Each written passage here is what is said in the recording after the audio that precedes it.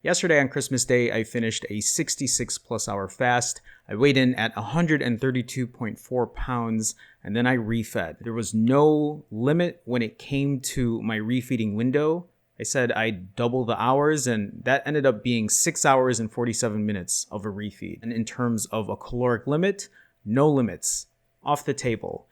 I counted, I guesstimated, although I feel like it was pretty accurate. I ate anywhere between 10 and 11,000 calories that evening. This morning, I weighed in at 140.6 pounds. That is an 8.2 pound gain. In a lot of ways, the past Jerome would look at that and feel demoralized. I'd just say, forget it. Let's just eat whatever. It's the end of the year anyway, so let's just start January 1st. But I don't live that life anymore. First of all, if you think that 8.2 pound gain was purely fat, I have a magic pill to sell you for $19.99 that'll drop all the weight in 5 days or less, guaranteed. I'm kidding, obviously. A lot of that is just going to be water weight. It's going to drop. I'm not too worried about it. I'm not sweating it. I talked about this yesterday. I talked about not sweating the small stuff. The holidays are here. I know it's hard for a lot of people. So I said, enjoy yourself. If you're eating on the 24th, if you're eating on the 25th, or if you ate both days. Okay, great. I hope you had a wonderful Christmas. I hope you enjoyed the holidays, but it's time to get back to work. Life isn't always easy. Here's a little tough love from me. Life isn't always easy. Fasting isn't always easy. For a lot of us, fasting is difficult. To be consistent, to fast over and over and over again is not easy for a lot of people. A lot of this is just building your fasting muscle, getting used to that consistency, getting used to fasting, knowing when to turn that switch on and off when it's time to eat and when it's time not to eat. After I ate all of those calories yesterday, as soon as I finished, I was so stuffed and I was like, okay, it's time to get back to work. I woke up this morning, I weighed in, and mentally the way it works for me is I know I'm not eating for the rest of the day. I don't even put that thought in my head. Maybe that might be a way for people who are struggling is to know that you are not eating for that day. You already made that decision. Nothing is going to change that. You had your fill the day before, or you had your fill the last 2 days, whatever it may be. It's time to get back to work. But over time, I have learned to trust the process. That's why I take data every day. That's why I weigh every day. Well, one, because I'm obsessed with the scale, but that's for another day. But at least today, I can look at that data and I know that 8 pounds that I put on is not pure fat. Most of it is water. It's going to trend back down.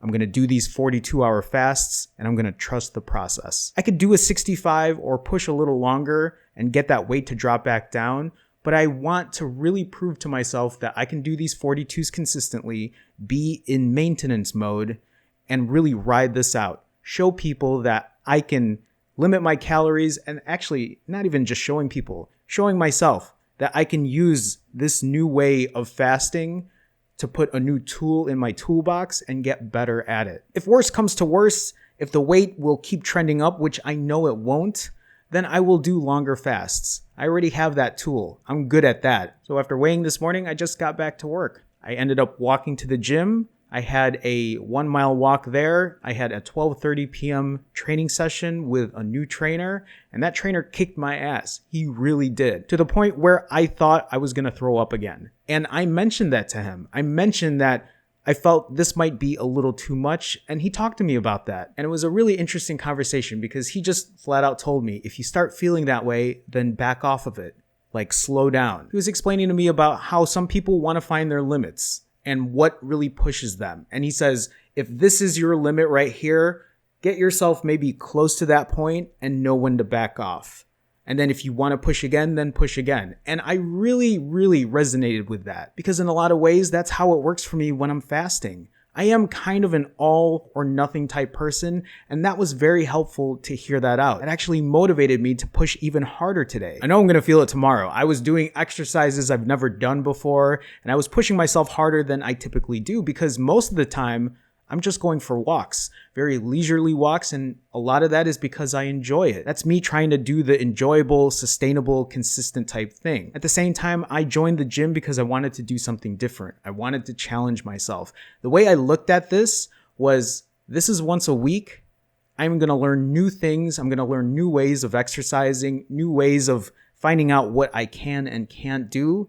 And then I also realized that tomorrow is my off day. So I'm like, why the hell not? Why not push myself, see where I can go, and then I'll do it again. And in a lot of ways, he was right. When I was pushing myself, I was finding that limit and then backing off when I felt like it was too much. And he respected that. He knew that I was getting tired, I was getting out of breath. I mean, the fact that I was wearing a mask as well, it's just not a great environment to be doing that in, but I wanted to push myself. And so I backed off when I did. I pushed again when I needed to. And you can look at those kind of facets and use it when it comes to fasting. Push when you can and then back off when you need to. It's something that I share here with a lot of you. It's what I talked about yesterday when it came to eating on Christmas Day or Christmas Eve. Honestly, no matter where you're at on the spectrum of fasting and weight loss and exercise or how you're feeling mentally, I think a lot of us can relate that some days are going to be harder than others. Some days we're going to have a lot more motivation than other days.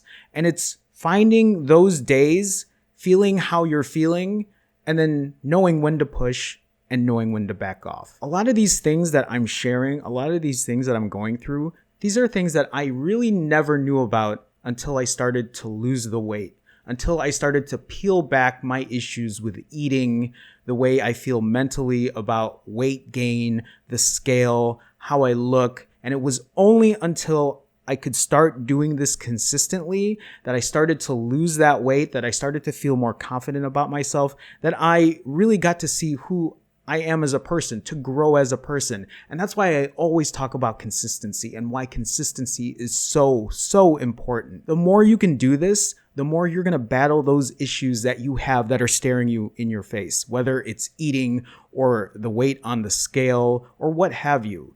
Get those fears, suck it up, suck it up. Life is hard. I get it. I'm with you. I've been there. I've done it. And I'm not trying to say this in like a mocking way. I'm not trying to say that I'm better than anyone else because it's not like that at all. It's about respecting our mindset. It's about respecting who we are as a person, like loving ourselves, health-wise, mentally, knowing when to push and knowing when to pull back.